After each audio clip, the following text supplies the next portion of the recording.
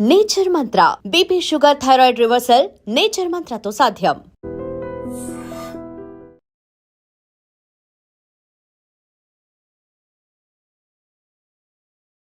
Welcome to IT news. This is Pavan. So breaking news చూస్తున్నారు.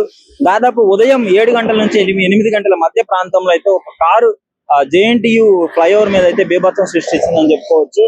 Over speed వల్ల divider దాటి మొత్తం డివైడర్ గుద్దుకొని మొత్తం ఒక నానా రచ్చ చేసిందని చెప్పుకోవచ్చు. ఇక్కడ ఉన్న ప్రజలు మార్నింగ్ అయితే చాలా మంది భయభ్రాంతులకు గురైనారు. ఏమైనా ప్రాణ నష్టం జరిగిందా ఏంటి అని చాలా మంది భయపడ్డారు. ఎందుకంటే ఆ డీజిల్ ట్యాంక్ మొత్తం కారు రోడ్డు మీదకి ఆ డీజిల్ ట్యాంక్ వచ్చేసింది. మీరు క్లియర్ గా ఇక్కడ పరిస్థితులు చూడొచ్చు. కారు యాక్సిడెంట్ అయిన ప్రదేశంలోనే మనం ఉన్నాము.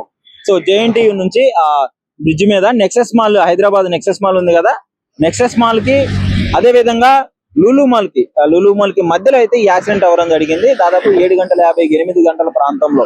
సో ఇక్కడ మీరు చూడొచ్చు యాక్సిడెంట్ ఎంత ర్యాష్ గా డ్రైవ్ చేస్తే ఈ విధంగా అవుతుంది. మార్నింగ్ జిహెచ్ఎంసీ వాళ్ళు వచ్చి మొత్తం క్లియర్ చేయడం జరిగింది. సో ఇప్పుడు ప్రస్తుతానికి ఇక్కడ మనకు కనిపించే దృశ్యాలు అయితే ఇవి.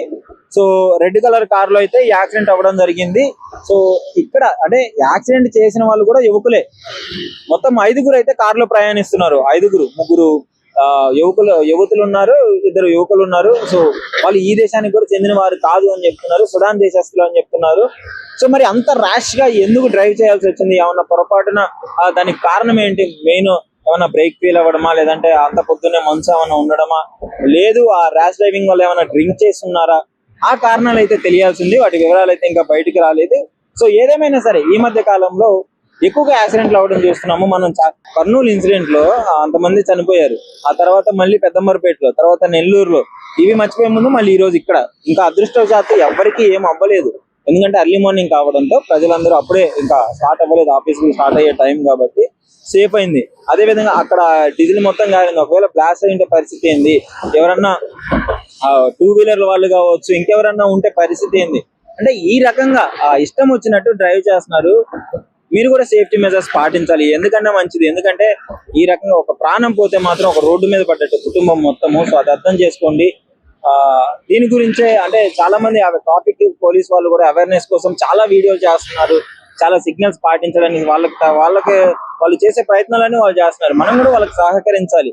అయితే రోడ్డు ఖాళీగా ఉంది కదా అని చెప్పేసి 100-200 దొక్కేస్తే సో మీ వల్ల ఎదుటి వ్యక్తి కూడా, మీ మిస్టేక్ వల్ల ఎదుటి వ్యక్తి చనిపోవాల్సి వస్తుంది, వాళ్ళ కుటుంబం రోడ్డు మీద పడాల్సి వస్తుంది. సో ఈ ఒక్క విషయం అర్థం చేసుకోండి. సో ఎవరైనా సరే, హైదరాబాద్ అనే కాదు ఎక్కడున్నా సరే సేఫ్టీ మెజర్స్ అయితే పాటించండి. ఫ్లైఓవర్ మీద ఎంత స్పీడ్ వెళ్ళాలి, హైవే మీద ఎంత స్పీడ్ వెళ్ళాలి, నార్మల్ సర్వీస్ రోడ్ మీద ఎంత స్పీడ్ వెళ్ళాలి. సో ఈ రిస్ట్రిక్షన్స్ పాటించుకొని నార్మల్ గా ఒక 5-10 నిమిషాలు లేట్ అయితే పెద్దగా ప్రాబ్లం అయ్యేది ఏముండదు. కానీ చనిపోతే మాత్రం జీవితాంతం ఆ రిగ్రెట్ ఉంటుంది. ఎదుటి వాళ్ళు మన వల్ల ఇబ్బంది పడాల్సి వస్తుంది. సో అర్థం చేసుకోండి. ప్రజెంట్ అయితే ఇది పరిస్థితి. జేఎన్టీయూ బ్రిడ్జ్ మీద ఉన్నాము. సో ఇలాంటి యాక్సిడెంట్లు మరిన్ని అవుతూనే ఉన్నాయి. ఇంతకు ముందు కూడా దాదాపు మార్నింగ్ ఇంకా అది న్యూస్ లో రాలేదు, ముందు కూడా బైక్ యాక్సిడెంట్ అయిందని చెప్తున్నారు. సో ఇలాంటి యాక్సిడెంట్లు ఇంకా న్యూస్ ఎక్కడమే ఇంకా చాలా ఉన్నాయి. సో ఇదే అర్థం చేసుకోండి. ఎక్కువగా ఓవర్ స్పీడ్ అయితే వెళ్ళకండి. సో మీరు కూడా కామెంట్ రూపంలో తెలియజేయండి. సో మొత్తం అయితే ఇన్సిడెంట్లు చూడొచ్చు. ఇక్కడ డ్రైవింగ్ బస్సులు కూడా చూడొచ్చు, కార్లు కూడా చూడొచ్చు ఎంత స్పీడ్ మీద పోతున్నాయో చూడొస్తున్నారు కదా. ఇంత రద్దీగా ఉండే ప్లేసెస్ లో ఈ విధంగా అవ్వడం వల్ల ఒకవేళ ఒక యాక్సిడెంట్ అయిందంటే స్టక్ అయిపోతుంది, రోడ్డు అంతా స్టక్ అయిపోతుంది. ర్యాష్ డ్రైవింగ్ చేసుకుంటూ ఇష్టం వచ్చినట్టు చేసుకుంటూ పోతే చూడండి, ఒకసారి మీరు కార్లు చూడొచ్చు ఎంత స్పీడ్ మీద పోతున్నాయో. అదే ఒక కార్ యాక్సిడెంట్ ఇక్కడ ఆగిపోతే ఎంత ట్రాఫిక్ జాము, అంత నాన్ సెన్స్. ఎవరైనా సరే రూల్స్ పాటించి చేసుకుంటే ఈ ప్రాబ్లం ఏమి ఉండదు. మరొకటి జిహెచ్ఎంసీకి నేను ఒకటే రిక్వెస్ట్ చేయదలుచుకున్నాను. నేను ఈ బ్రిడ్జ్ మీద నుంచి నడిచేటప్పుడు చాలా అంటే సెకండ్ హ్యాండ్ షోరూమ్ లో ఉండే బండ్లకు ఉండే స్పేర్ పార్ట్స్ మొత్తం ఈ బ్రిడ్జ్ మీదే ఉన్నాయండి. కొంచెం మీరు కూడా పరిగణలోకి తీసుకొని కొంచెం వాటిని క్లీన్ చేస్తారని ఆశిస్తున్నాను. ఇక్కడ మొత్తం అదే స్టార్టింగ్ నుంచి ఇక్కడ వరకు వచ్చేటప్పుడు కారు వీలర్ సంబంధించినవి, బ్రేక్లకు సంబంధించినవి, లైట్లు ఇవన్నీ బ్రిడ్జ్ మీదే ఉన్నాయి. నేను నడుచుకుంటూ వచ్చాను కాబట్టి నాకు తెలిసింది. కొంచెం ఇది కూడా పరిగణలోకి తీసుకొని జిహెచ్ఎంసీ వాళ్ళు క్లీన్ చేయవలసిందిగా కోరుకుంటున్నాను. మరొకసారి ఇన్సిడెంట్ మీద మీ అభిప్రాయం ఏంటి అని చెప్పేసి కామెంట్ రూపంలో తెలియజేయండి. And for more videos, please subscribe to iDream. Please subscribe to iDream. Please subscribe iDream. And please subscribe to iDream.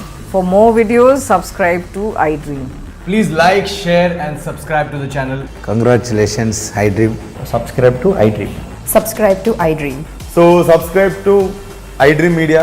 iDream team andarki huge congratulations. Please subscribe iDream Media. Please subscribe to iDream.